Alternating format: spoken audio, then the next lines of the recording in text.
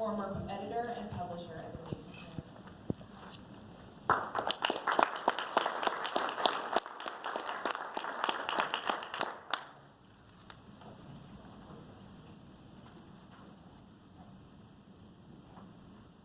Fighting this allergy thing, so if midway through my voice gets squeaky, it's not just emotion, it's really the allergy. Okay? When you walk in at the Clay Center Dispatch, aside from the hum of a 3-unit DOS community press, just a couple of rooms away, you'll notice a Norman Rockwell painting on the north wall called Country Editor. It's not a lot different from what you'll see in a lot of other newspaper offices. It depicts a scene from the Monroe County Appeal in Paris, Missouri. And it's not completely unlike the office of the Dispatch editor and publisher, H. Edward Ned Valentine Jr. Tucked at the back of the news, advertising, and circulation departments is a lot of what you would expect to find in a publisher's office at a small town newspaper.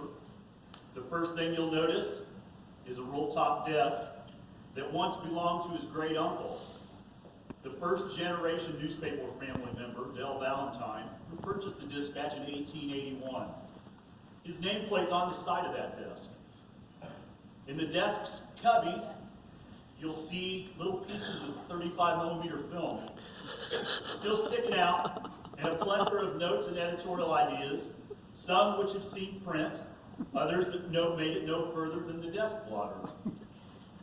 Right above that desk, there's a Kansas territorial map from 1857. It features the plots of Kansas counties in the eastern third of the state, which at that time wasn't even a state at all. We're four years away.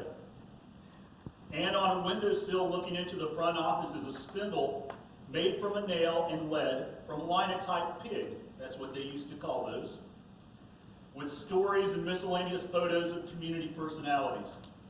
If you look further along that sill, there's a photo of the granddaughter and a framed picture of Ned shaking hands with then President Gerald Ford. The manual typewriter that once used to stand was long ago replaced by a Microsoft platform computer. Ned never fostered that same appreciation for Mac, even though many believed it to be the standard of newspaper publishing. It's unkempt, and some may even go as far as saying it's messy. But to those who understand that a community's stories can change the blink of an eye, also understand that the so-called messiness is merely the backdrop to things always on the go, a receptacle of life and motion. An adjacent wall contains bookshelves lined with software program boxes, old editions of Kansas history books, and a Holy Bible. In this office space, many of Ned's award-winning editorials have been born over the years, often after coffee at the Tasty Pastry Bakery, or after a meeting of the Rotary Club, where he's been a member since 1969. An editorial in 2011 titled, "Cut the Crap and Act Balanced," was a story about a dysfunctional Congress that ended up being featured by the BBC. Ned even read it on public radio, where he reminded the legislators, "Don't think voting no on everything makes you a hero. It makes you overpaid. A baboon could be trained to bang on the no button for a mere bananas a day." Over the years, he's taken on just about every kind of storyline of the time. There was gender fraud, all the rage, where he pointed out that if a law passed, perhaps a business owner could simply require all potty hopefuls to show a photo ID and a copy of their birth certificate to gain access to the appropriate restroom. Sure, this may cause some surprise and high anxiety moments for the 17,000 Kansans who may really, really have to go bad, but don't have enough ID to get into a voting booth, let alone a public restroom. Ned's roots in the newspaper business began with being named after his father, Harry, who helped instill the journalism spirit in young Ned before he went off to college at Kansas University. Leaving in 1969 with all the requirements for a bachelor degree in journalism, Ned returned to Clay Center and took over management of the Dispatch office. Around January 27, 2019, he marked his 50th year. His ownership of the company makes his family among the 12 oldest continuous operated family newspapers in the U.S. Ned points to the biggest transition in the industry of all those years is changing from the old duplex hot lead press and the install of the offset Goss community press in 1972. Ned oversaw the project on the advice of his dad, who told him it needed to get done. A former Kansas Press Association member and KPA president, Ned has accumulated stacks of editorial awards from the Kansas Press Better Newspaper contests over the years. He also received the William Allen White News Enterprise Award from the University of Kansas in 1973, and the Boyd Community Service Award in 1985. In 2009, he received the Huck Boyd National Institute Leader of the Year Award for community journalism. His editorials have routinely been shared on AP, and when I recall when I was a publisher, how I used to look forward to sharing them in my newspapers. Ned is married to Melody Pooler of Manhattan. He has 3 children, Lindy Doza of Wamego and Lou Valentine of Florida. His youngest son, Daniel, passed away in 2010. And as a writer, Ned made sense of his loss in an editorial message from Daniel. Daniel entered into the mystery at 9:15 on a warm Halloween evening with the trust of a child and the grace of an old man, and surrounded by family and friends whose love we are certain he took with him. Because these things can be taken with us anywhere, and there is no load to bear from it. After learning he would be inducted into the Kansas Newspaper Hall of Fame, congratulatory notes from fellow journalists around the country found their way to the dispatch office. One from a former AP writer read, "I have long regarded you as among the premier editorialists in Kansas.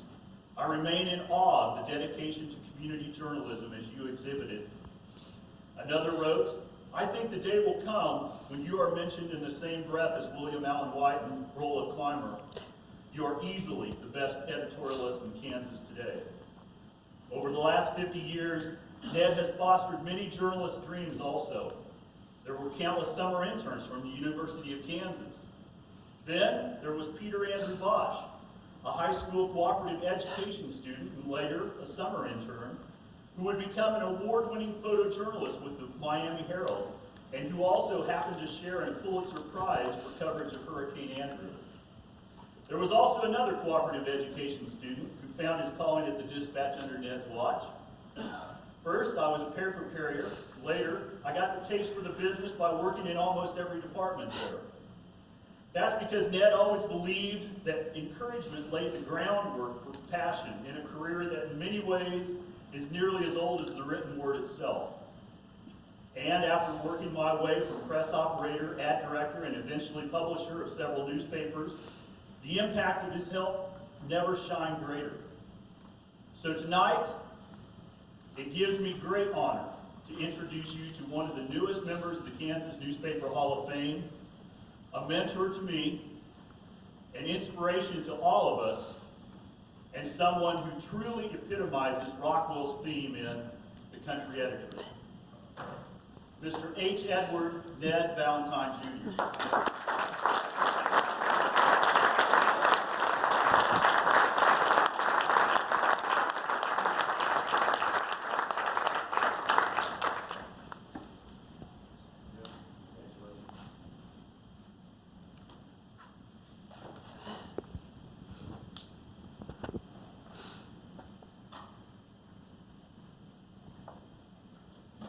There goes a guy that we were very proud of. Had served as an internship in Place Center Dispatch. And he's had a stellar career with the newspaper, in the newspaper industry. And it lasted up till a few years ago when he got religion and became a banker.